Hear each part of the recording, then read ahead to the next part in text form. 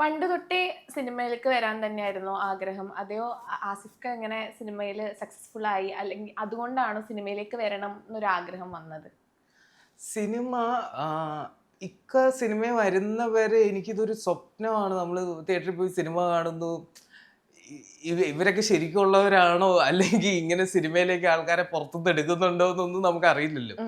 ഇക്ക സിനിമ വന്നപ്പോഴാണോ ഇതിലിപ്പോ എല്ലാവർക്കും കയറി പറ്റാൻ പറ്റും എന്നൊക്കെ ഒരു ഐഡിയ.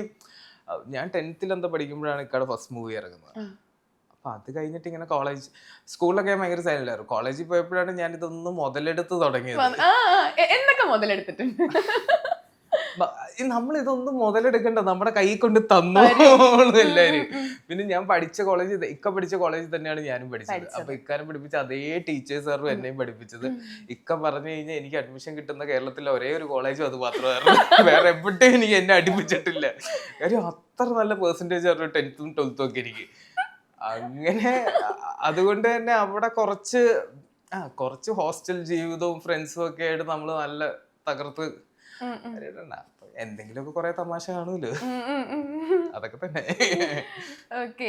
അപ്പം ഇപ്പൊ ഫസ്റ്റ് മൂവി ഹണിബി 2.5 ആണ്. പിന്നെ അതിനുശേഷം കാമുകി ചെയ്തു. പക്ഷെ ഇതൊക്കെ യൂട്യൂബിലായിക്കോട്ടെ നമ്മൾ DVD-യിലൊക്കെ കാണുമ്പോൾ ഇത് നമുക്ക് പ്രേക്ഷകർ നന്നായിട്ട് ആക്സെപ്റ്റ് ചെയ്തിട്ടുള്ള മൂവീസ് ആണ് ഇതൊക്കെ. പക്ഷെ ഇത് തിയേറ്ററിൽ അത്ര വിജയം ആവാത്തത് എന്തുകൊണ്ടാണെന്നൊക്കെ എപ്പോഴെങ്കിലും ചിന്തിച്ചിട്ടുണ്ടോ? എന്റെ സമയമായിരിക്കും, എനിക്കറിയില്ല. എനിക്ക് ഒരു ഐഡിയ ഇല്ലാത്ത സമയമായിരുന്നു. പിന്നെ എന്റെ ഏറ്റവും വലിയ അന്നത്തെ ഭാഗ്യം, അന്ന് ഈ റിവ്യൂ ചെയ്യുന്ന ആൾക്കാർ വളരെ കുറവായിരുന്നു. ഇപ്പൊ ചിലർ ഞാൻ രാത്രി ഞെട്ടിയൊക്കെ എഴുന്നേക്കാറുണ്ട്, ഓരോരുത്തരുടെ മുഖമൊക്കെ ഓർമ്മ വന്നിട്ട് പടം ഇറങ്ങുമ്പോ ഇവരൊക്കെ കൊല്ലും. മുഖം പെട്ടെന്ന് ഓർമ്മ വരുന്നു. അയ്യോ എത്ര ആരൊരു പേടി സ്വപ്നം, കോക്കാണോ പിന്നെ ആരാ? അയ്യോ എനിക്ക് എല്ലാവരുടെയും മോഡുലേഷൻ ഞാൻ ഇങ്ങനെ കേട്ടോണ്ടിരിക്കും. അപ്പൊ ഇവരുടെ സൗണ്ട് തുടങ്ങുമ്പോ തന്നെ എനിക്ക് ടെൻഷനായി, എന്തായിരിക്കും ഇവര് പറയുമ്പോ. എപ്പോഴും ഫ്രണ്ട്സ്, എന്റെ സിനിമ ഇറങ്ങുമ്പോ എന്റെ കോളേജ് ഫ്രണ്ട്സ് എനിക്ക് ഭയങ്കര ഫ്രണ്ട്സ് ഇഷ്ടം പോലെയാണ്. അപ്പൊ ഇവരൊക്കെ ഞാൻ വിളിച്ചിരുത്തും, ഇവരൊക്കെ ഞാൻ ഇങ്ങനെ ചുറ്റുവരുത്തും. ഫുൾ പടം കഴിയുമ്പോ എങ്ങനെ ഉണ്ടടാ. പിന്നെ ഞാൻ ആ ടോപ്പിക്കേ വിടും, ഇവരിവിടെ ചില്ല് ചെയ്യാന്നുള്ള ഒരു ഇതേ ഉള്ളൂ. പക്ഷെ ഇനി എനിക്ക് നല്ല ടെൻഷനാണ്, ഈ റിവ്യൂ ഒക്കെ വന്ന് തുടങ്ങുമ്പോ അത് ഞാൻ എങ്ങനെ ഹാൻഡിൽ ചെയ്തേ പറ്റുള്ളൂ കുറച്ച്. പിന്നെ മെയിൻ ഒരു കാര്യം, ഇതൊക്കെ ഉള്ളത് കൊണ്ടാണ് ഞാൻ കുറച്ചുകൂടെ ശ്രദ്ധിച്ചു തുടങ്ങിയത്. കാര്യം ഇങ്ങനെ ഇവര് തെറ്റുകൾ കണ്ടുപിടിക്കാൻ ഇവരുള്ളപ്പോ നമ്മൾ ശരിയാക്കേണ്ടത് നമ്മുടെ ഒരു ഉത്തരവാദിത്വമാണല്ലോ.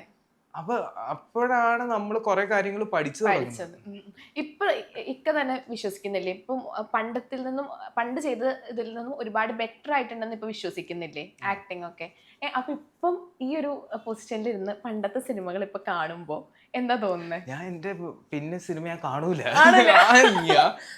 ഞാൻ ഹണിബി 2.5 ഞാൻ എന്താ തിയേറ്ററിൽ പോയിട്ട് ഞാൻ ഇന്റർവെല് വരെ തികച്ചില്ല, അതിനു മുമ്പേ ഇറങ്ങി വന്നിട്ട് അവരോട് ഓടിക്കോ. എനിക്ക് എന്നെ സ്ക്രീനിൽ കണ്ടോണ്ടിരിക്കാൻ പറ്റില്ലായിരുന്നു. എനിക്ക് എന്നെ തീരെ സ്ക്രീനിൽ ഇഷ്ടമില്ലാത്ത ഒരാളായിരുന്നു. പിന്നെ ഇഷ്ടപ്പെട്ട് തുടങ്ങി. ഇപ്പൊ എനിക്ക് ഭയങ്കര ചലഞ്ച്. ഇപ്പൊ ഞാൻ രസമുണ്ടല്ലോ ഡയറക്ടേഴ്സ്. ഞാൻ ഇപ്പൊ JSK കഴിഞ്ഞിട്ട് ചെയ്യുന്ന എല്ലാം എന്റെ ഫ്രണ്ട്സിന്റെ പടം തന്നെയാണ്. ഇവരുടെ കൂടെ സ്ക്രിപ്റ്റിലും ഞാൻ കുറച്ചുകൂടി ഇവരെ ഒപ്പം ഇരിക്കാൻ തുടങ്ങി. ഡയറക്ടേഴ്സിന്റെ കൂടെയും റൈറ്റേഴ്സിന്റെ കൂടെ ഒക്കെ ഇരുന്ന് എന്റെ ക്യാരക്ടർ എന്താന്ന് പഠിച്ച് അങ്ങനെയൊക്കെ ചെയ്യാനാണ് ഞാൻ ശ്രമിക്കുന്നത്. പക്ഷെ ഇതൊക്കെ വന്നിട്ടുണ്ടോന്ന് എനിക്കറിയത്തില്ല. ഇപ്പൊ അതേ പറഞ്ഞത്, നമ്മള് പഠിച്ച് വരുന്നിട്ട് തോന്നുന്നു. ഇപ്പൊ നമ്മളിപ്പം ലൈക്ക് ഇപ്പൊ ആക്ടിങ് ഒരുപാട് പഠിക്കാൻ ശ്രമിക്കുമ്പോൾ നമ്മൾ ഒരുപാട് ഒബ്സർവ് ചെയ്യും. ഇപ്പൊ ഏറ്റവും കൂടുതൽ ഒബ്സർവ് ചെയ്യുന്ന ഒരു ആക്ടർ ചോദിച്ചാൽ ആരായിരിക്കും? സിംബുവിനെ എനിക്ക് ഭയങ്കര ഇഷ്ടമായി. ഭയങ്കര സിംബു ഫാനാണ്. ഉണ്ട് കേട്ടോ, എവിടെയോ കാണാനും എവിടെയൊക്കെയോ ഉണ്ട്. ചുമ്മാ നീ ഇറങ്ങിട്ടില്ലേ? ഞാൻ ഭയങ്കര സിംബു ഫാനാണ്. ഇടയ്ക്കാണെങ്കിൽ കുറെ കോമഡി ഒക്കെ അടിക്കുമെങ്കിലും എനിക്ക് പുള്ളിയുടെ പേഴ്സണാലിറ്റി ഒക്കെ കാര്യം എനിക്ക് കോളേജ് തൊട്ടേ പുള്ളീനെ ഒരു ഇച്ചിരി, എനിക്ക് പുള്ളിയുടെ സിനിമകളും ഏറ്റവും ഇഷ്ടമുള്ള സിനിമ ഏതാ? പുള്ളിയുടെ എനിക്ക് എല്ലാ പടങ്ങളും. സിംബുടെ എനിക്ക് ഏറ്റവും ഫ്ലോപ്പ് പടം വരെ ഞാൻ അന്ന് DVD വാങ്ങിച്ചിരുന്ന് കാണുമായിരുന്നു. എനിക്ക് ഇയാളെ കണ്ടോണ്ടിരിക്കാൻ ഭയങ്കര ഇഷ്ടമാണ്. ഞാൻ കോളേജിൽ എന്റെ ഒരു വിചാരം, ഓക്കെ ഇതേ ഒരു ആറ്റിറ്റ്യൂഡ് ഒക്കെ പിടിച്ച് കോളേജിൽ പോണോന്നൊക്കെ ഓർത്ത ഒരു ആക്ടറാണ്. എന്നിട്ട് കോളേജിൽ ആറ്റിറ്റ്യൂഡ് പിടിച്ച് പോയിട്ട് ഇങ്ങനെ ഉണ്ടായിരുന്നു? അയ്യോ കൂകൂലല്ലേ. എനിക്ക് ഒന്നാമത് ഫ്രണ്ട്സ് കോളേജിൽ പഠിക്കുമ്പോ എന്റെ ഒരു ഗ്യാങ് അല്ലാതെ വേറെ ആർക്കും എന്നെ കണ്ണെടുത്താ കണ്ടുവിടായിരുന്നു. ഒരു ഉപകാരവും ഇല്ല കൊണ്ട് പഠിക്കത്തില്ല, ആർട്സിലില്ല, ഒരു കാര്യത്തിലും ഇല്ല. കുറച്ച് പേരുദോഷം കോളേജിൽ നിന്ന് ഉണ്ടാക്കാൻ വേണ്ടി വെച്ചേക്കുന്ന ഒരാളറിയാം. അപ്പൊ കൊറേ നാളൊക്കെ കോളേജ് എന്റെ വേറൊരു ഫ്രണ്ടൊക്കെ ആണെങ്കിൽ അവനെ ഏത് സിനിമ കാണുന്ന ആ സിനിമയിലെ ഹീറോ ആയിരിക്കും പിറ്റേ ദിവസം കോളേജിൽ.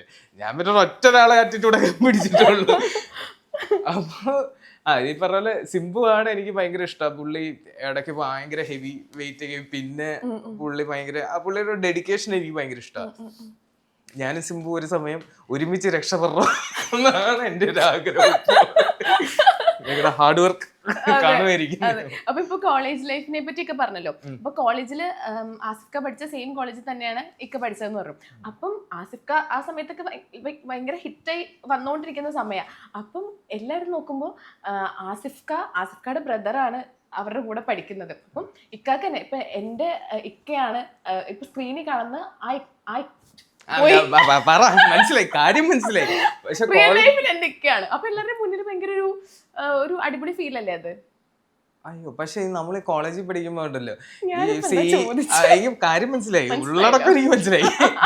അപ്പൊ നമ്മുടെ സീനിയേഴ്സ് ഒക്കെ ആണേലും നമ്മളോട് ഓവർ കുറച്ചാണ് ഇടില്ല. ഇവനിനി എങ്ങാനും മനസ്സിലാ തോന്നലുണ്ടെങ്കിൽ ശരിയാവില്ലല്ലോ എന്നുള്ളൊരു ആറ്റിറ്റ്യൂഡ് ആയിരുന്നു എൻ്റെ അടുത്ത്. ഞാൻ പിന്നെ എന്നെ എവിടെ കൊണ്ടിട്ടാലും ഞാൻ ജീവിക്കും.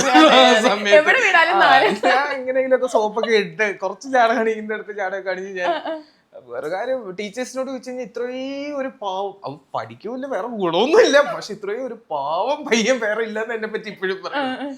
എന്നാ കാണിക്കേണ്ട തരികടകളെല്ലാം ഞാൻ കാണിച്ചിട്ടുണ്ട്. അപ്പൊ ഒരുപാട് ഗേൾ ഫാൻസ് ഒക്കെ ഉണ്ടാവുമായിരിക്കും അല്ലേ? എവിടെ? അല്ല മൊത്തത്തില് ഇല്ല, സത്യമായിട്ടും ഇല്ല.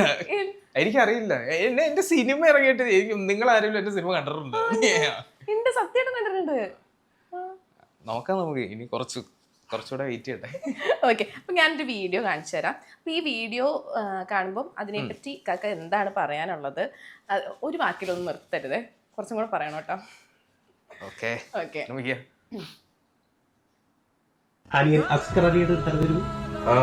അസ്കറിന്റെ അടുത്ത് ഞാൻ കാണിക്കുന്ന ഒരു തലതിരിവ് എനിക്ക് പേഴ്സണലി ഫീൽ ചെയ്തിട്ടുള്ളത്, ഒന്ന് അവന്റെ ഏജിലുള്ള ഒരുപാട് ഫ്രണ്ട്സ് എനിക്കുണ്ട്. ഇപ്പൊ ബാലു വർഗീസ് ആയാലും ഗണപതി ആയാലും അർജുൻ അശോകൻ ആയാലും എല്ലാം എന്റെ അനിയന്റെ ഏജിലുള്ള ആളുകളാണ്. ഓക്കെ, പക്ഷെ ഇവരോടൊന്നും കാണിക്കുന്നതിന്റെ 4/1 ഫ്രീഡം ഞാൻ അവന് കൊടുക്കാറില്ല. ഓക്കെ, ഇപ്പോഴും ഞാൻ കയറി വരുമ്പോൾ അവൻ അറിയാതെ എഴുന്നേറ്റ് നിൽക്കുന്ന കണ്ട് ഞാൻ ഉള്ളിൽ ചിരിച്ചിട്ടുണ്ട്, പക്ഷെ ഞാൻ പുറത്ത് കാണിച്ചിട്ടില്ല. ഓക്കെ, പിന്നെ അവൻ കാണിക്കുന്ന തലതിരിവ് ഇപ്പോഴും എന്നോട് ബഹുമാനം കാണിക്കുന്ന അതിർത്തിയിലാണോ എന്ന് എനിക്കറിയില്ല. അത് തന്നെയാണ്, പുള്ളിനെ കാണുമ്പോൾ ഞാൻ എപ്പോഴും എഴുന്നേറ്റ് ഇരിക്കും. പക്ഷെ അത് നമുക്ക് ചെറുപ്പം മുതലുള്ള ഒരു ശീലമാണല്ലോ. മുതിർന്നവർ വരുമ്പോൾ നമ്മൾ ബഹുമാനിക്കൂലോ. അല്ല, അത് സ്വാഭാവികമായിട്ട് ഞാൻ എഴുന്നേറ്റ് പോകുന്നത്. എനിക്ക് ഒന്നാമത് ഭയങ്കര കാര്യമാണ്, ഭയങ്കര ഇഷ്ടമാണ്, ഭയങ്കര റെസ്പെക്റ്റുമാണ്. അതൊക്കെ തന്നെ എനിക്ക് ഭയങ്കര ഇഷ്ടമായി. എന്റെ അല്ലേ? ഈ വീഡിയോ മുന്നേ കണ്ടിട്ടുണ്ടോ? ഞാൻ കണ്ടിരുന്നു. ഓക്കെ, അപ്പൊ നിങ്ങൾ തമ്മിൽ ശരിക്കുള്ള ഒരു ബോണ്ട് എങ്ങനെയാണ് ശരിക്കും? ലൈക്ക് ഇങ്ങനെ ലൈക്ക് ഇടയ്ക്കൊക്കെ ഒന്ന് ആഗ്രഹിക്കുമല്ലോ, കുറച്ച് എക്സ്പ്രസീവ് ആയിരുന്നെങ്കിൽ എന്ന് ആഗ്രഹിക്കുമല്ലോ, അങ്ങനെ ആഗ്രഹിച്ചിട്ടില്ലേ? അങ്ങനെ എനിക്ക് ഞങ്ങള് ചെറുപ്പത്തിലൊന്നും തീരെ മൈൻഡ് ആക്കാത്ത ആൾക്കാരായിരുന്നു. ഞങ്ങൾ ഒരു മൈൻഡും ഇല്ലാത്തവരായിരുന്നു. ഇക്ക പോകുന്നു, ഇക്കടെ റൂമിൽ പോകുന്നു, ഞാൻ എന്റെ റൂമിൽ പോകുന്നു.